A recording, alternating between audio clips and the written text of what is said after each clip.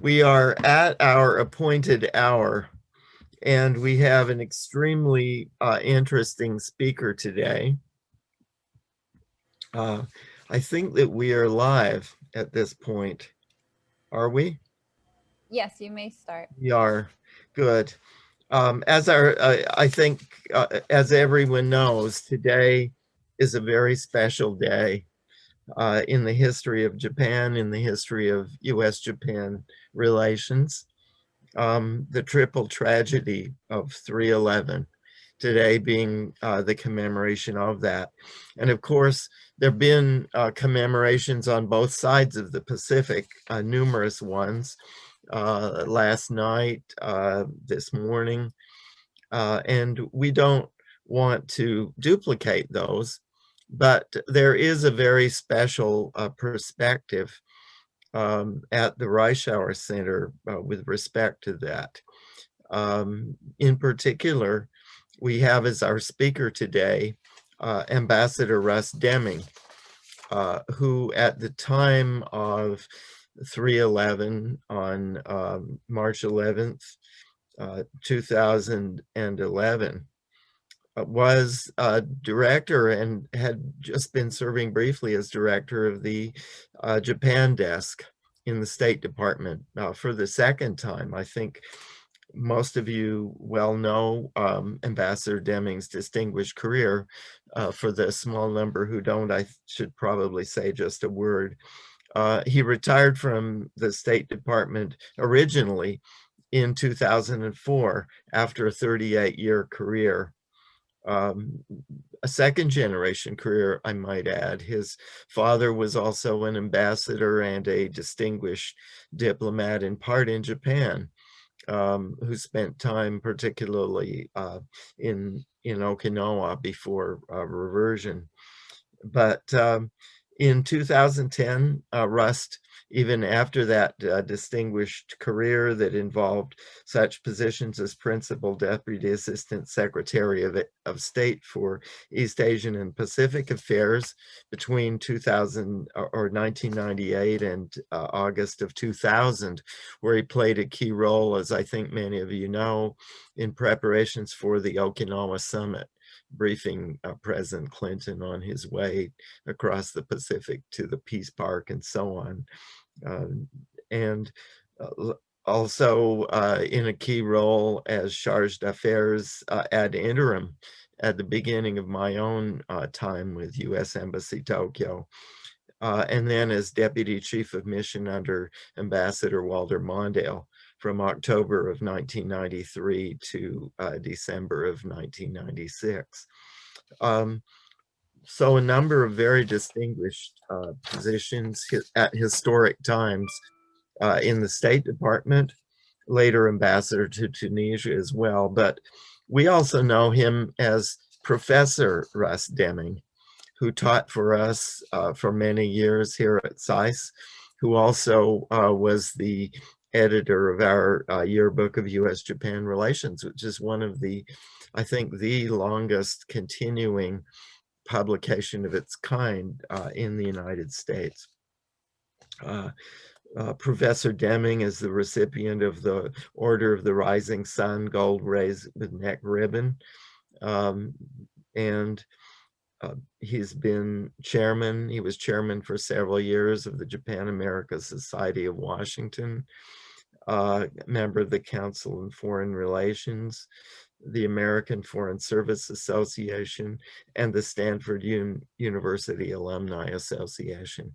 So it's a real pleasure to introduce someone who I might say from a personal side as well, whom I've known, who's been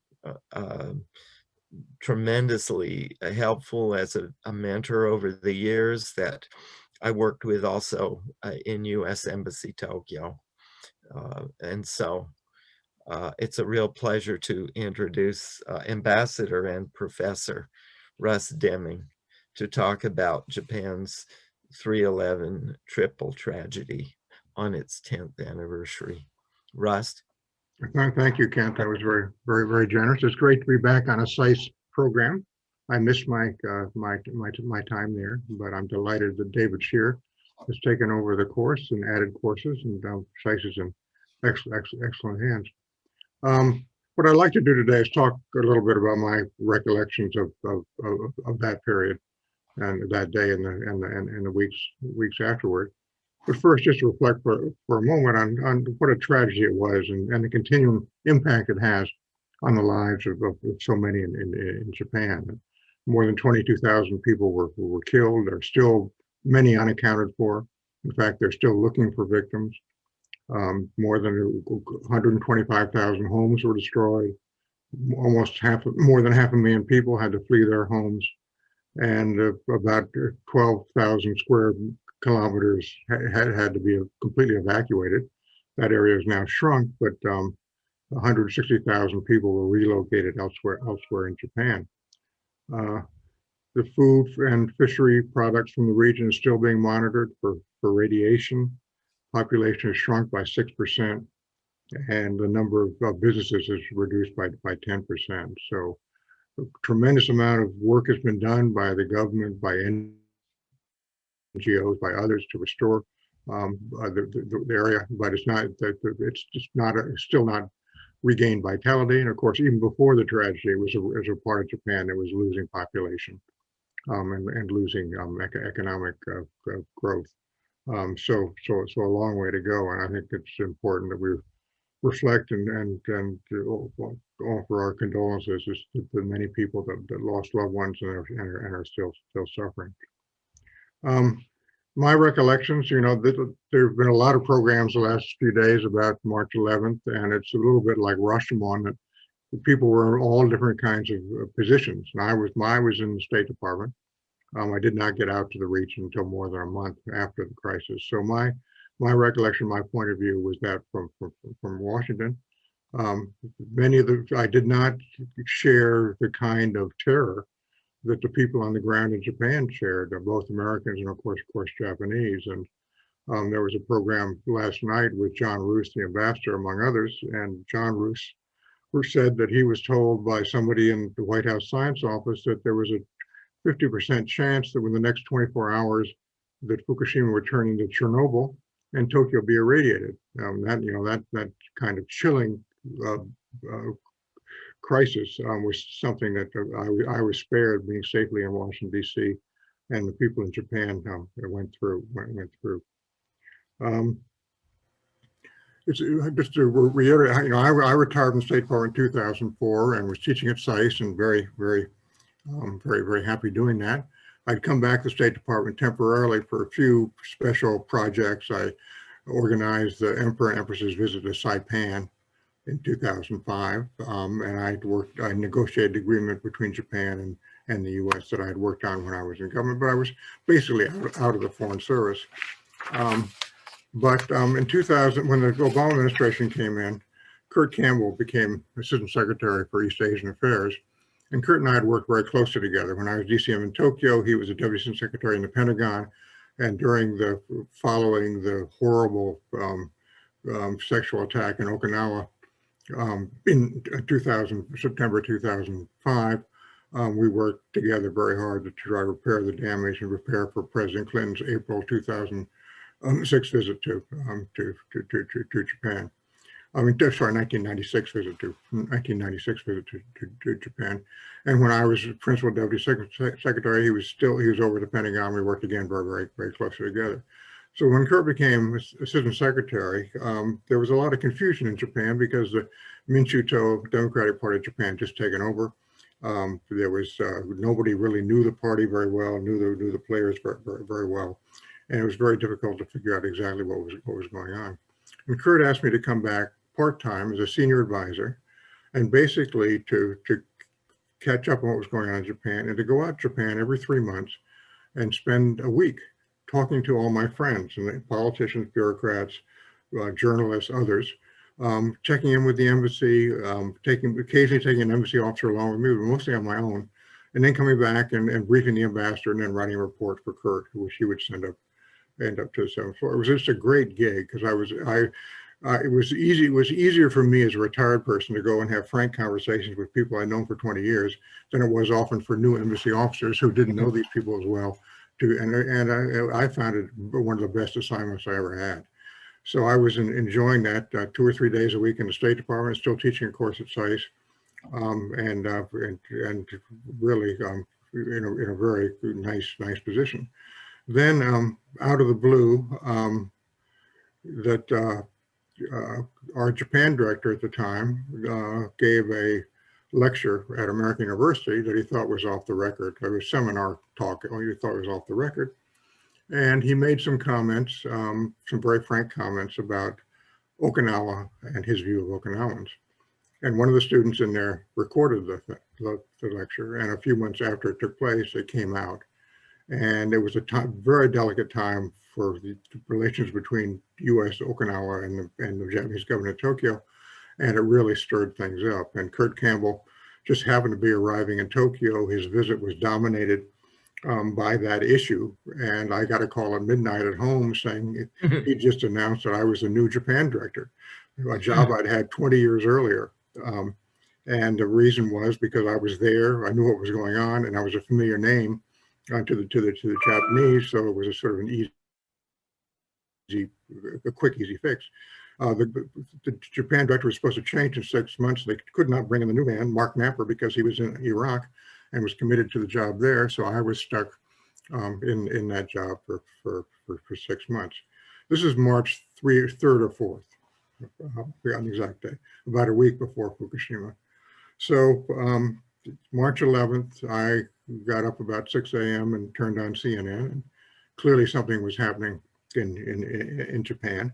So I got down to the State Department about 7:30, and the operations center had already set up a task force. They asked me to be the coordinator as the Japan director, a natural job to be the coordinator for the task force on the 7th floor.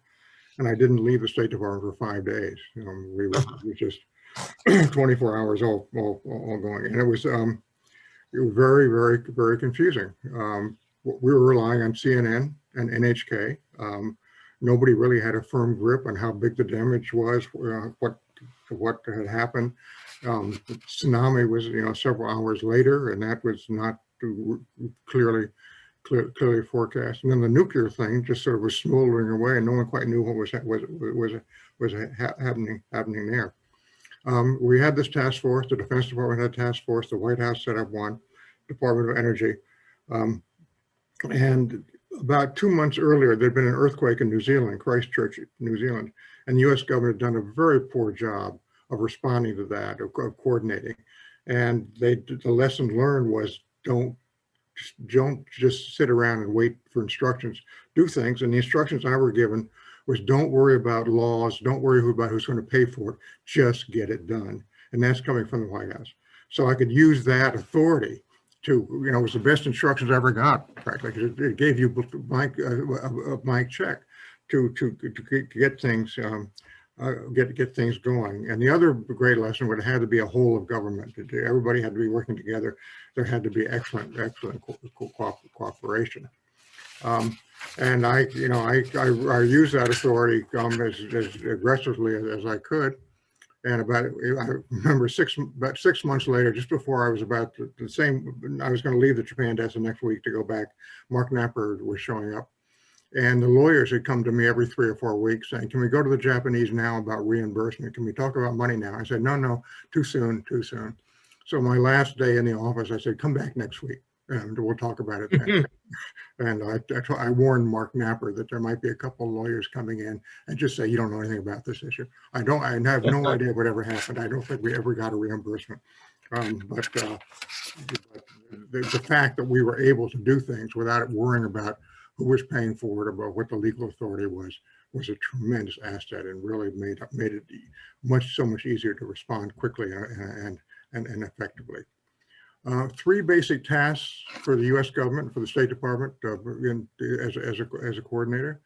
The first and most obvious is accounting and assisting American citizens, which is an obligation the State Department's had since the founding of our republic. And we have well-established consular procedures for doing this. There were hundreds of of FSOs in Asia who had served in Japan, who volunteered to come back to go out with an embassy-directed task force to look for Americans in the region, to account for them all. 2 Americans ended up losing their lives. Taylor Anderson, the most noted one, because her parents decided to continue the legacy and set up a foundation. I'll talk more about that later. But the consular section in the embassy, with the support from the consular people in Washington and all the volunteers that came in, really did an excellent job of getting up to the region, finding the Americans, helping them, and making sure that they were all accounted for and families knew where they were. So that from our point of view, that was well in hand, and we didn't need to really worry about that because people knew what they were doing on that. The second, of course, was to help Japan in humanitarian response, as we try to help all friends and anybody in the world that gets in trouble. And this was the lead primarily, of course, was USAID and DOD. But of course, Japan was not Haiti. That Japan was a country, one of the most highly developed countries in the world, with tremendous resources, government and NGO resources. So there wasn't very much for USAID to do. I mean, the Japanese knew what they were doing and had their relief efforts in hand. The great value added for the U.S. was the presence, U.S. military presence. The presence of our helicopters and aircraft for transporting people and equipment, for monitoring, and the presence of troops, particularly the U.S. Marine Corps, the 3rd MEF in Okinawa, manpower, trained, disciplined manpower. And the fact that the U.S. and Japan have been training together, the leaders knew each other, made it quite easy to work together. But it was very, very complicated. First of all, a lack of understanding what was really going on, where help was needed. That the Japanese structure and American structure are quite different. The U.S. is top down. The military commander tells you what they do. Even in the Japanese military, it's middle up. And so they were waiting for instructions from headquarters, and not quite sure where to plug in, who to work with. But it worked out, and they put together something called Operation Tomodachi, which I'm sure most of you heard about, managed in Japan, and primarily the U.S. Marine Corps was the lead on the ground forces. Sendai Airport was cleared. Sendai Airport was badly hit, and it was needed for relief efforts. Marines took a major leadership role in clearing the airport and getting it back in operation in three or 4 days. That American helicopters, American aircraft were used to bring equipment and do search and rescue missions, and working with the Japanese. It turned out that the U.S. force in Japan is very thinly staffed in terms of crisis management. So we had to bring in people from Hawaii, from what was then PACOM, because they had the skills and the manpower to do that. So there were a lot of people coming in from Hawaii, in particular, to help make this work. U.S. commanders were given great latitude. There was a program last week or earlier this week with a U.S. commander on the ground, and said the lead general in Okinawa gave him instructions to go up and do good. That was just go and do it, see what is needed and do good, work with the Japanese, see what they need. And so they really worked hard and effectively. And I think this has had really a turning point in the alliance in a way, because for many Japanese, it was the first time that there was a real visible benefit from having American forces in Japan. Prior to that, had been sort of rather academic issue. American forces are here because the bases are here, and that's important for Japan's security, but we don't really know what they do or what they're actually up to. And the fact that they work so effectively and so visibly with the self-defense forces and with people in the stricken area, I think really made a lasting impact, and we're still getting the benefit out of that. So that part was really handled by the military and the embassy, and we did not get deeply involved in Operation Tomodachi because they had plenty of people and they knew what we were doing, and it was working out very well. The third dimension, which is the one that took up most of our time, was the nuclear, and this is completely uncharted territory that the focus of, so this is the focus of the White House, the Department of Energy, and the state in particular. First, of course, trying to understand what was actually happening up at the Fukushima Daiichi reactors. Very, very confused picture. Chaos in Japan. I mean, many of you are familiar with this, you know, that the TEPCO, the power company, METI and METE and the Conte were not communicating very, very, very effectively. And even within TEPCO, there was tremendous confusion about what was happening and who was in charge and how to respond. And frankly, we at the State Department in the first days of this thought that we were deliberately not being given information, that there was a lot more knowledge out there about what was happening and we were not being told. And the fact was the people on the Japanese government didn't know what was happening. That it was, they were as confused as we were. So it was, it was all sorts of, potential grounds for misunderstanding and friction in that regard because of the confusion. It took us a while to understand that the reality that the people on the ground were still trying to figure out exactly what was going on. The TEPCO workers at the site, the people from the fire department and others were tremendously courageous and tremendously brave and tremendously effective, but there's a lot of criticism of TEPCO management. For any of you who followed that, you know all about that. And we were concerned initially that TEPCO was more concerned about saving the reactors than they were about dealing with the crisis. And they did not want to use seawater to cool the reactors because that would have destroyed the reactors for all time. But if you didn't have use seawater, the dangers of a meltdown were much greater. So all these kinds of second guessing was going on. And of course, very few people on the U.S. side really understood all the technology and all the dangers. So we were really groping. But we had a real stake in this. And first of all, it was essential for us to demonstrate our commitment to Japan in this time of crisis, the worst crisis since World War II. Second, we had an obligation to understand what was happening and what was likely to happen so we could warn and take care of American citizens in Japan, more than 50,000 Americans living in the Kanto region. And we had to provide accurate and timely information. But at the same time, we tried to ensure that what information and advice we were giving was consistent with what the Japanese were giving. And that was not always very easy. We have a obligation that there's no double standard, that if the U.S. embassy, U.S. officials know something, and we have to tell the American public if they're in danger. We can't hold back information just because of political and diplomatic sensitivities. And so we got into some real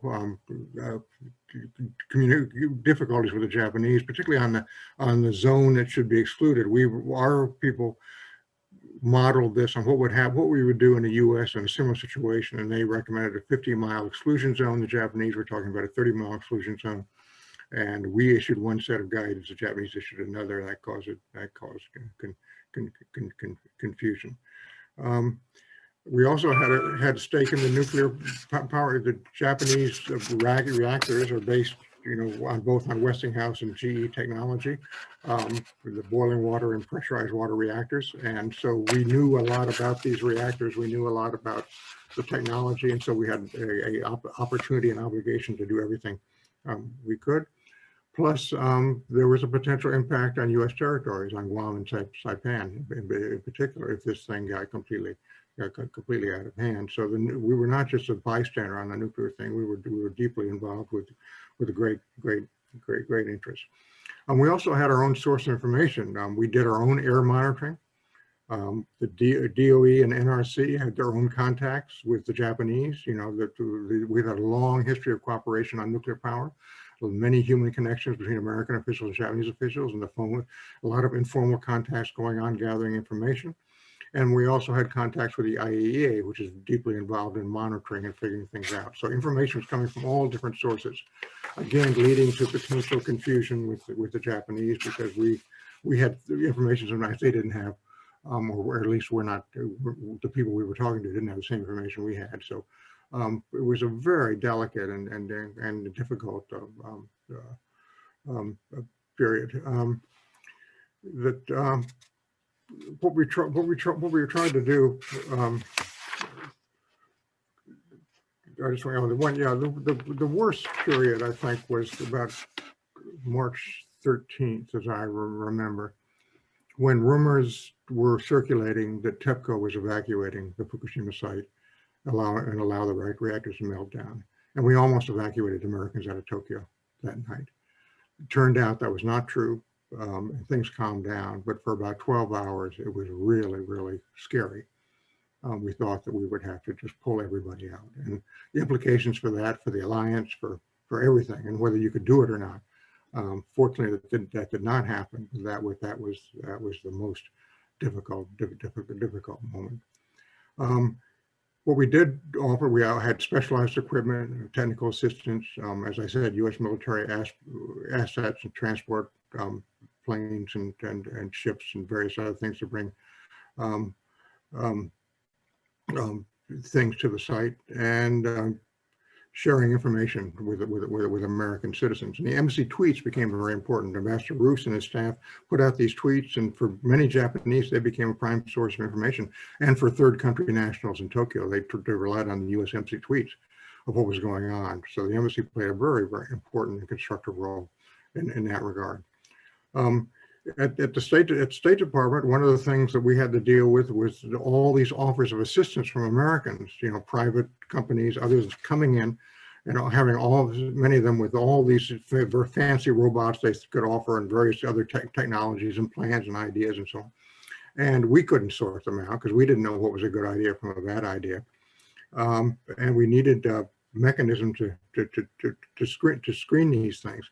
And it turned out that we finally had to just turn this over to people in Tokyo, because it was much easier for the information to go to Tokyo and for the embassy to take it to the various experts in Japan who dealt with this stuff, and they could figure out what they needed and what they didn't need, because we in Washington could not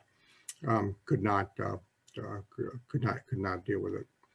The big focus in terms of trying to predict the future was and analyzing worst case scenarios. What could be the worst thing that happens?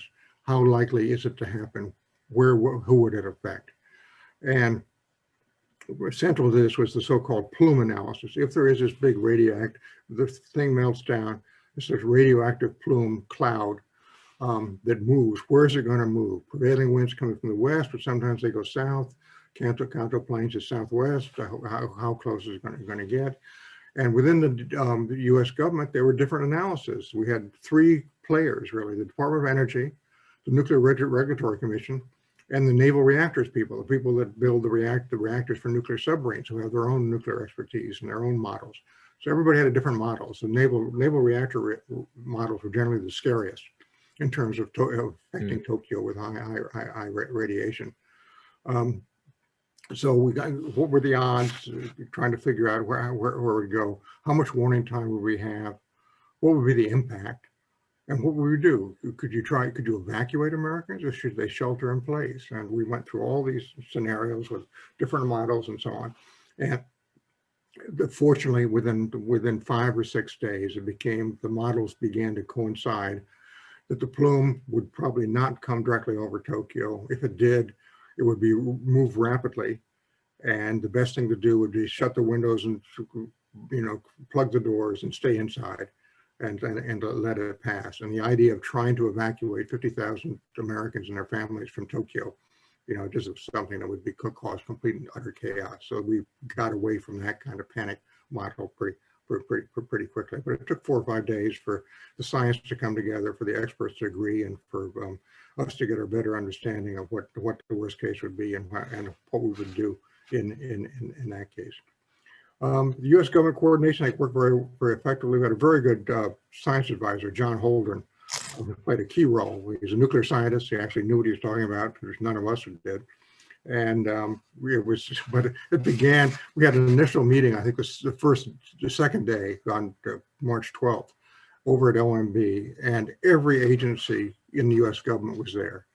It was just sort of open invitation, and everybody had to speak. They had to justify themselves. And I remember the post office department going on at some length about what we would do with irradiated envelopes coming from Japan. And finally, Holden said, okay, that's enough of that. This is not going to work. So we're going down to 5 or 6 agencies. And you guys at the post office, let us know if you got a narrated letter, but otherwise you're excused from the meetings.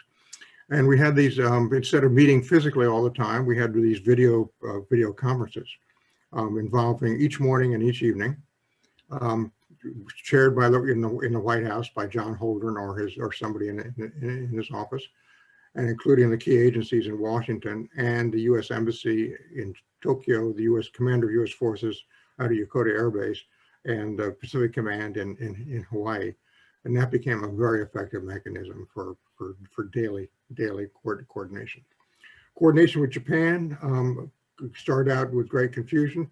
We didn't know who to talk to in Tokyo. There was no real counterpart there. So the first point of contact between Ambassador Fujisaki and Kurt Campbell, and we met twice a day, the morning and night with him. And the problem was that neither one of us either the Japanese ambassador or his staff or us in the State Department had the expertise had the information or expertise to really deal with this. So there were parallel communications among other agencies and so on, but it became clear that having this run from Washington was not a very good idea. So we decided to move it to Tokyo. By that time, the Japanese government was getting organized. A deputy chief cabinet secretary named Hosono took charge and was very effective. And he and Ambassador Roos would meet each morning and each evening by phone or directly. And that would be the point. We would get the information, questions out to Ambassador Roos. Hosono would chair this meeting. It would go out to the Japanese experts. And that began after about 4, 5, 6, 7 days, that began to work. And that the lesson from that was you need to do these things at the site of the disaster, not in the other capital, because you have to have the expertise in the host government right there to ask questions and to raise issues that they need help on.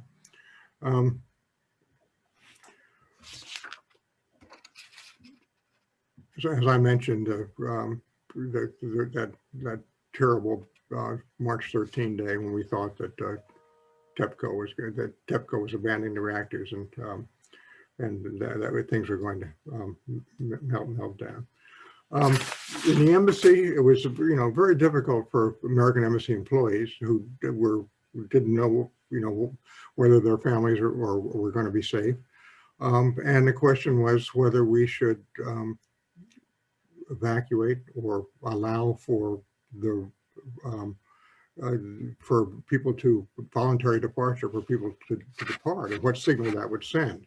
If the Americans are leaving Tokyo, that's not a very good, not a very good sign. So we're very cautious about that. At the same time, we have an obligation to protect American families, not only in the embassy, but U.S. Forces, Japan, and so on. So we worked very closely with the Pentagon, with the U.S. Forces, Japan, so we would come up with the same guidance.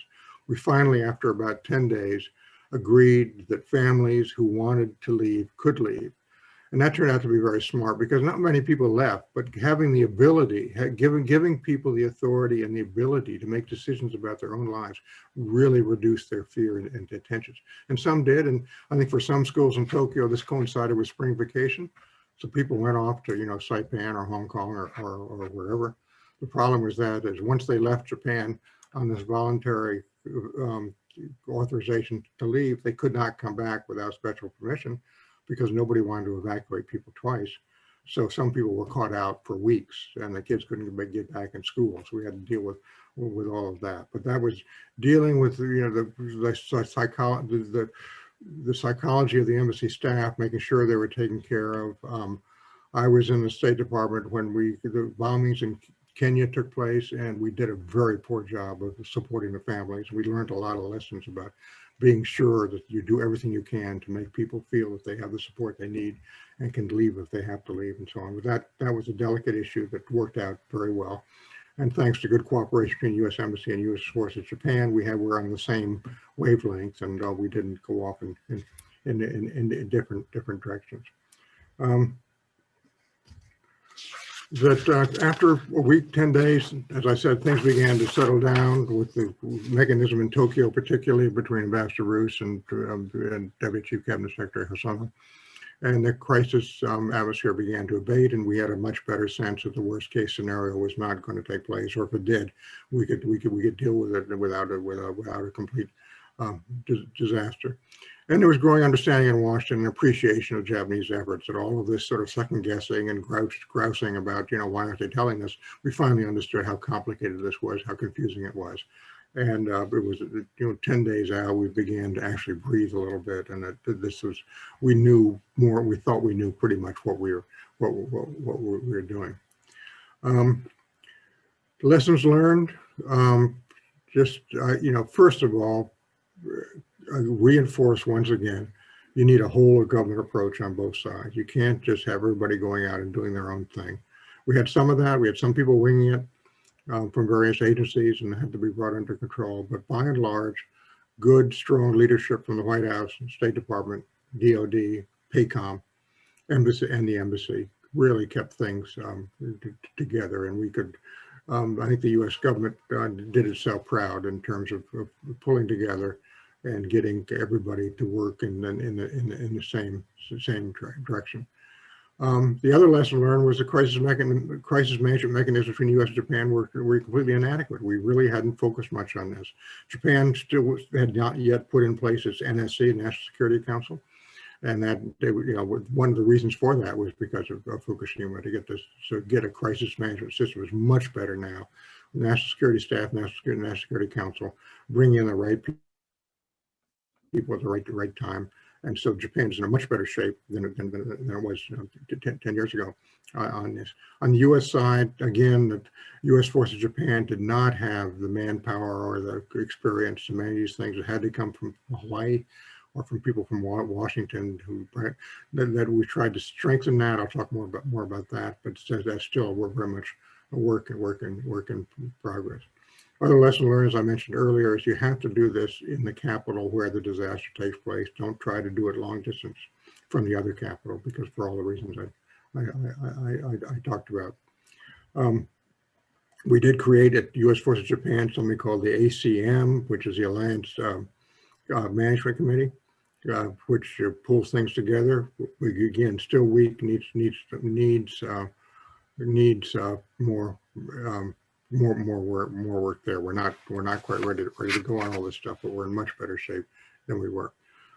Second lesson learned was the tremendous reservoir of goodwill, particularly in each country toward the other. The flood of donations from the American public, from JET alumni, from U.S. forces, we finally understood the benefit of this tremendous amount of Americans families served in Japan with the U.S. military.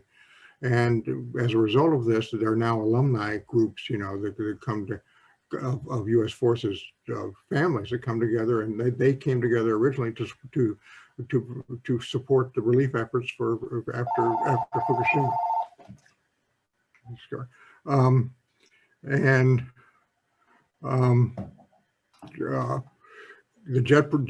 There was no real JET alumni program until Fukushima. Then the JET alumni began to organize and got much and did a great amount of work, positive work. Massive flow of private donations. Somebody said on the seminar the other day that the money given to the Red Cross after Fukushima was the 5th largest total ever given to the Red Cross, after Katrina, after Haiti and things like that, that it just showed how much goodwill and interest and fondness there is among the American public for Japan. It was, for all the tragedy, for all of the heartbreak, for all of the loss of life, that the Fukushima disaster and all of the events of 3/11, I think have created a stronger sense of bond between the American and Japanese people, and that is a lasting lesson and benefit at a tremendous cost, but it is something I think that is very real. The last 10 years. Developments have been the Japanese government and others have put tremendous effort into Fukushima area and into the whole area of Tohoku, rebuilding it. But as I said, that a lot of people have not gone back. I was watching a TV program the other night where some of these villages have been reconstructed, but they built seawalls so nobody in the village can see the ocean anymore, which is one of the great charms of these villages, of being at the ocean side, but you can't see it because there's a 25-foot wall, you know, to prevent for tsunamis. So it has not led to a rebirth or revolution in the Tohoku area. At the time, 10 years ago, there were a number of Japanese articles that I read at the time that talked about the opportunity after March 11th, that after the Great Kanto earthquake in the 1920s, Japan had tremendous damage to Japan. They lost 25% of their GDP, but that was the birth of Japanese industry. At the time, Toyota company was making looms to weave cloth.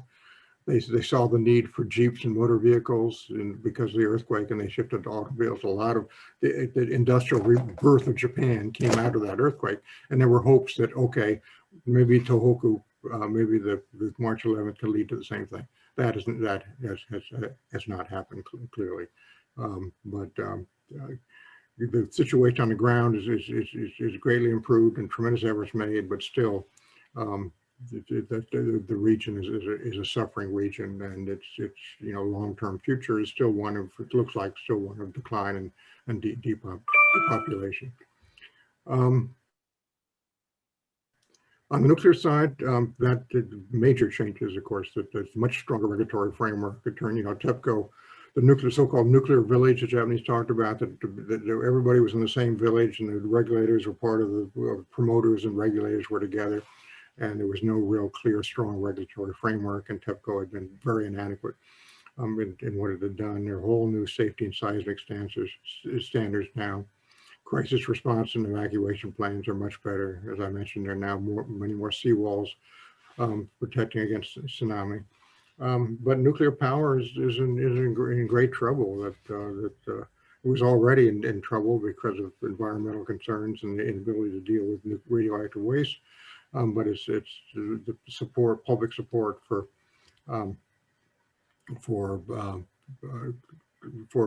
nuclear power has greatly diminished. And there's ongoing issues. I mean, just the other day, the TEPCO talked about releasing radioactive water into the ocean, causing some of the containment water at Fukushima. So what do you do?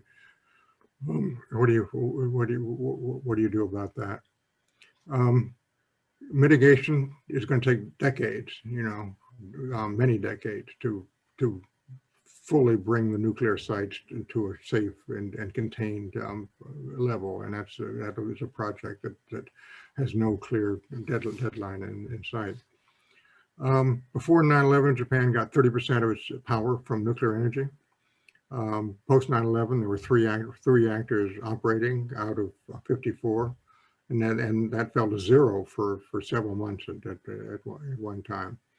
There are now 9 online, the last I looked, and there's still some restart applications pending. But again, the local opposition and public confidence in nuclear power is greatly diminished. And if you look at Japan's energy climate goals, it very much depends on continued role for nuclear power to meet the Paris Accord targets that Japan has set up. And it seems, you know, quite unrealistic that they're going to be able to do this. Also, the existing nuclear reactors are becoming obsolete. They need to be decommissioned and new reactors built. Getting public support for that is still very difficult. And you know how Japan goes. The future U.S. nuclear industry is, you know, essentially dead. The hopes for reviving the U.S. nuclear industry are very much tied to what Japan can do. And it has a big impact on global warming and the impact on the patterns for other countries. If Japan has to abandon nuclear power, it's going to be very difficult for it to meet its targets. It'll be an excuse for other countries not to meet their targets. You know, one side effect of this has been that this has happened to coincide with the shale gas revolution in the U.S., and Japan is the biggest importer of U.S. shale gas now to substitute for the lost nuclear power. So it strengthened that aspect of U.S.-Japan energy cooperation. But of course, shale gas is not particularly environmentally friendly technology. On crisis management, as I said, the establishment of the National Security Council and the crisis management capabilities of the CONTE, of the National Police Agency, of MOFA, of the Ministry of Defense are much better than they were before, and other agencies like METI are being brought in. So Japan is taking much more of a whole of government approach to these kind of things than they did before. And within the U.S.-Japan alliance, that humanitarian relief and disaster relief have a much higher priority in planning. And so not just in Japan, but for U.S.-Japan cooperation in responding to disasters in Asia, in the region. So that's taken on a much higher profile. But a long way to go in all of these areas. And related to this is a sensitive issue of defining the U.S. Forces Japan role in a domestic Japanese crisis, because this is an extremely sensitive issue. It worked out very well with Operation Tomodachi, but as some of you may remember, the original security treaty in 1952, the U.S. military was allowed to interfere in Japan internally. That was revised in the 1960 treaty, but it's still a very sensitive issue in Japan of what the U.S. military can and cannot do, and should not do. So that's got to be handled very carefully, even when there's another future crisis. Other big impact, I think, is the stimulation of human exchanges between U.S. and Japan. As I said, it demonstrated the depth of warmth and depth of feeling. Revitalized the JET Alumni Association, the USFJ Alumni Association was created, so it's still going strong. Tomodachi exchanges, programs to bring students and others back and forth between the U.S. and Japan. Takahashi High School Exchange all came out of that. The Bridging Foundation, another organization to bring Japanese and American together. I mentioned Taylor Anderson, the young jet woman who lost her life. Her family set up a Taylor Anderson Fund to fund exchanges, and that's still very active and doing very well. And the U.S. government and Japanese counterparts in the U.S.-Japan Friendship Commission and the Cultural Conference, so-called COLCON, have made a major effort to try to expand opportunities for Japanese students in the U.S. particularly, because that number has been falling dramatically, as many of you know, over the last 20 years. And there are a lot of reasons for that, and COLCON and others are seized on trying to make that happen, to encourage academic exchanges, and also to get more Americans to study in Japan, and looking at disincentives of why things don't work out. That's of course been set back by the COVID restrictions, but I was on a Zoom conference a couple of weeks ago where the people really are planning what we can do when we get back, and not to let this just disappear. That is a big challenge. In the Congress, there's a very active Japan caucus now, much that is been revived, and again, I think 311 has a lot to do with all. But overall, out of this has come, I think, as I said, a much greater appreciation by both Americans and Japanese of the importance of the other, and appreciation for each other's contributions to the world and to each country. So it's a very positive legacy in so many ways. Let me just close by saying, as we look ahead on the U.S.-Japan agenda, there's certainly a lot of work to do. It's no secret that the Japanese confidence in the alliance has been badly shaken over the last 4 years, particularly, about whether the U.S. really is committed to the alliance and is prepared to continue to play the key role it has since the Second World War in the East Asian and Pacific, both not just on the security side, but economic side, of the U.S. exit from TPP. And even under a Biden administration, it's very clear that this is not a high priority for the Democratic government because of the strong opposition of labor unions and others on these broad agreements. So trying to work with the Japanese to restore their confidence in us and the challenge we have of how to not contain, but try to manage the rise of China and how we deal with that. A tremendous coordination problem, and for all of us, perhaps the most fundamental challenge to the alliance. Lots of work to be done there. And again, on the whole global and regional trade framework of where do we go from here? What's the U.S. role? Are we retreating from Asia? I heard and again, another Zoom seminar that there was a poll taken about, among the ASEAN experts, ASEAN countries, of who is the most important economic player in Asia. 87% China, 4% ASEAN, 2% Japan, 1% US. Okay, I mean that's just a snapshot, but it gives you some idea of the image of the U.S. retreating from the region, and of course the very difficult relations between Japan and the Republic of Korea, the importance of trilateral cooperation there that's broken down, and the difficulty of what role, if any, can the U.S. play in trying to improve those relations. Mm-hmm. So the whole balance of power in the region, the U.S. role in the region is very much in question, and a lot of homework for the U.S. and Japan to do. As you all know, a few weeks ago, George Shultz, Secretary of State, died at the age of 100. And one of the things he liked to say over and over again is diplomacy is the art of cultivating the garden, of getting out there, taking care. You just don't go to a country when you're in a crisis, when you're demanding something. You go out there regularly, talk to the people, and cultivate the garden so that you can build these strong relationships.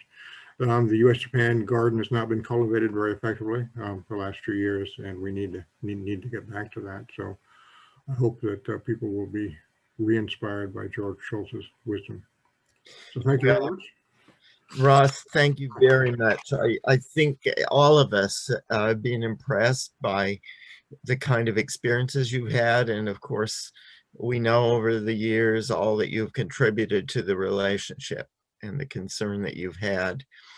If I might just ask one question, and then I know just looking at the group that we have here, we've got an extraordinary group and people are very knowledgeable, and I know we won't want to go too long, but if there are questions, we certainly look forward to hearing those. Let me just ask one, having worked together, thanks to you at the embassy for some time. Of course, the embassy and how its role is being transformed is something that always interests me.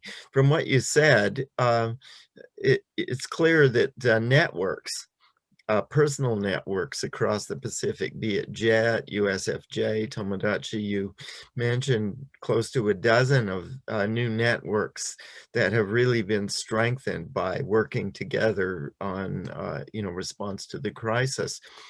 But those things are all across the Pacific, and they don't really feed in to the embassy per se.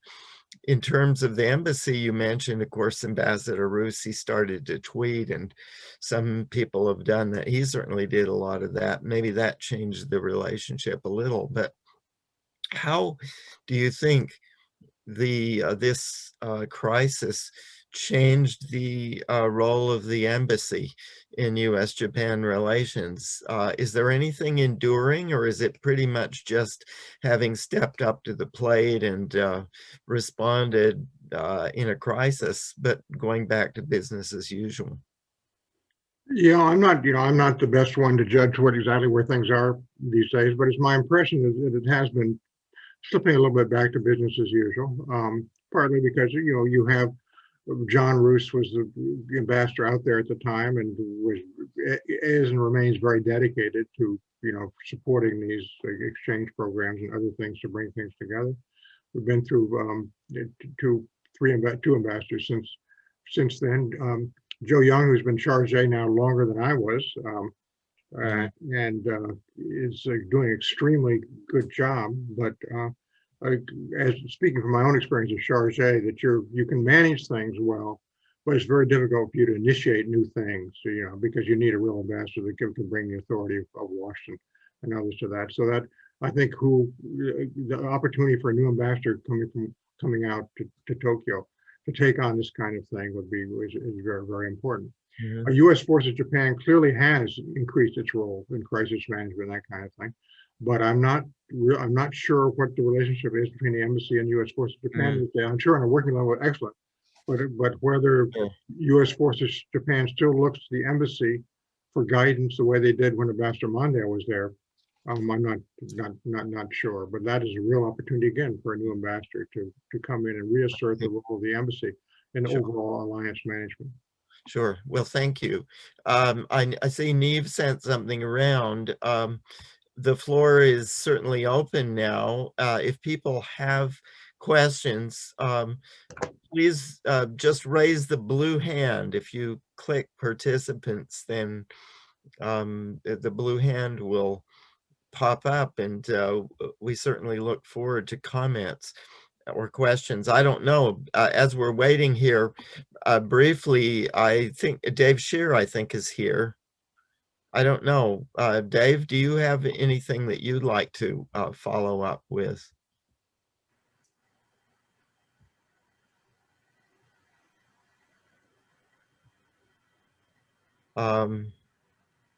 Let's see, Dave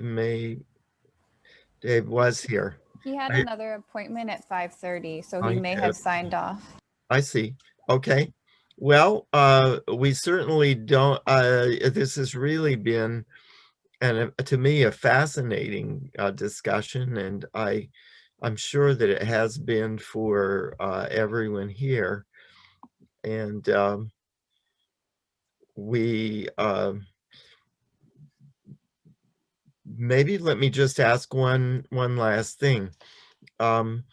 You've stressed the nuclear issue. To me, what was really quite interesting and quite new in what you said.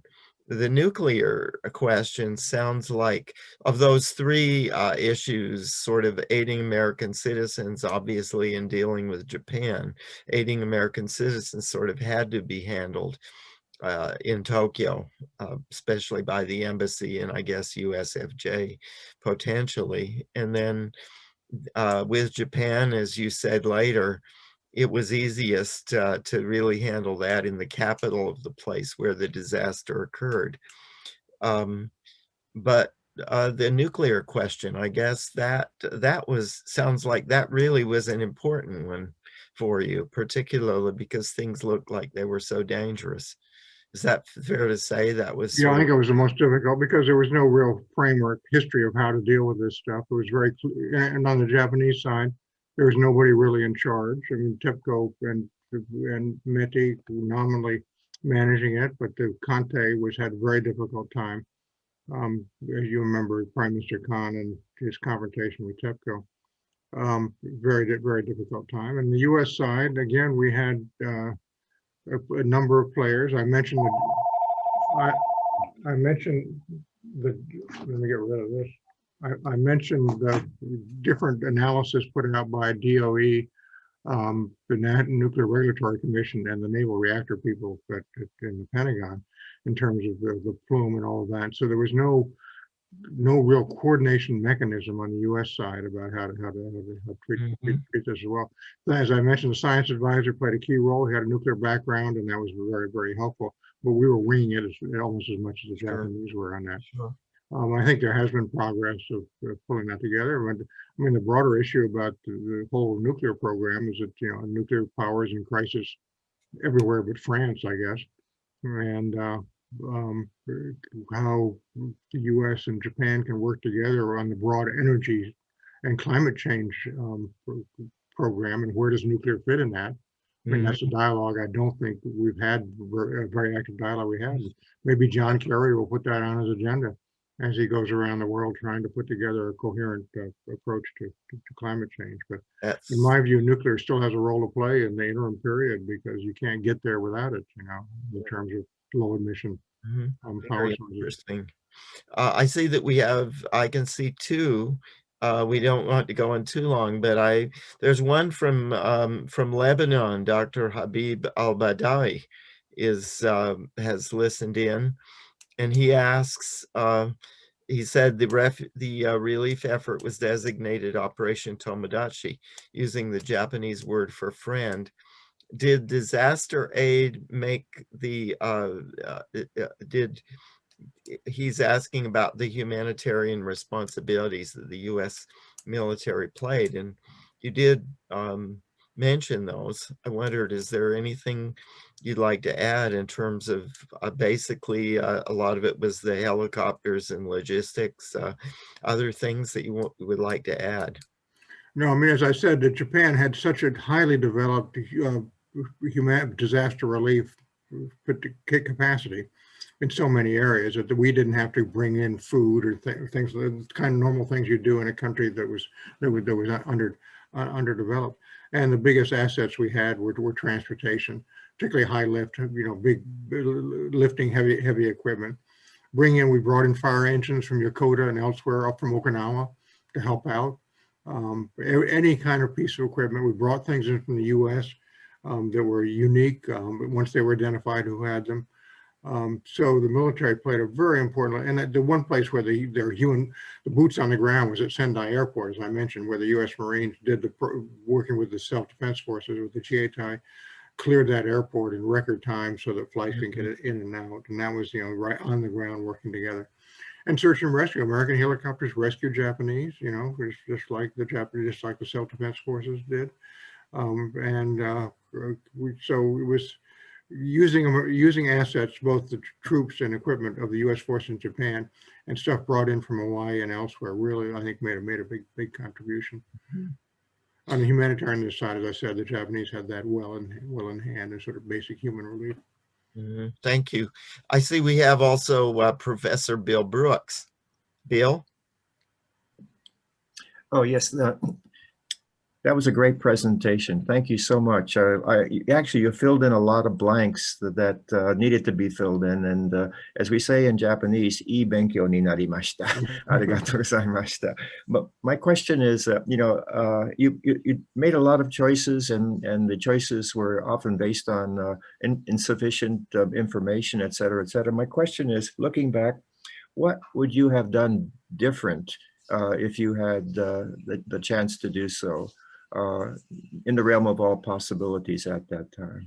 I think we would have moved the action center to Tokyo more quickly than trying to handle it out of Washington, where we were with Ambassador Fujisaki and so on. None of us really had the expertise to know what we were talking about, and Ambassador Fujisaki would bring in requests that got garbled along the way. He didn't know the background of it, and so getting the Americans, Ambassador Roos and his people, with the Japanese who actually knew the issues and knew exactly what they wanted, was a much more effective way to do it than for us to try to interpret instructions from Tokyo, or for Ambassador Fujisaki try to interpret instructions from Tokyo on very technical issues that neither of us understood.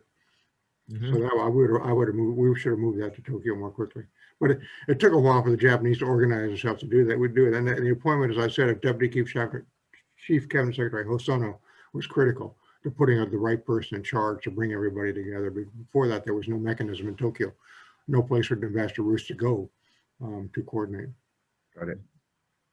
Thank you. Also, Dr. Fumiko Sasaki from New York. Fumiko? Yes, hi. Thank you very much for such a really fascinating and also detailed the presentation, and I learned a lot. Particularly what I learned is that in the time of crisis, the coordination is not, if not everything, but very critical. And could you tell me a little bit about whether the America also coordinated with other countries other than Japan, like particularly like China, which is not necessarily an alliance or friends, but how you communicate with other countries to help Japan? Thank you. Yeah, I think we primarily communicated through the IAEA. The IAEA was very active in this, and of course they're the international agency in charge of international coordination on nuclear issues. So we preferred to use them as a mechanism rather than set up a special bilateral channel. So I was not directly involved with any third countries, but I know that we tried to use the IAA to do that. Thank you. Well, I don't see any other additional questions.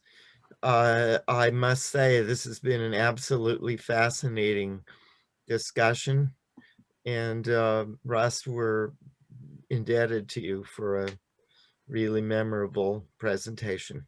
Well, thank you. My pleasure. And I hope we don't have another disaster like this for a long, long time. That's right. Well, thank you again. And thank you, everyone. Thanks for participating on this historic day. Look forward to our next chance for dialogue. Okay. Thank you. Thanks again. Good night. Good night.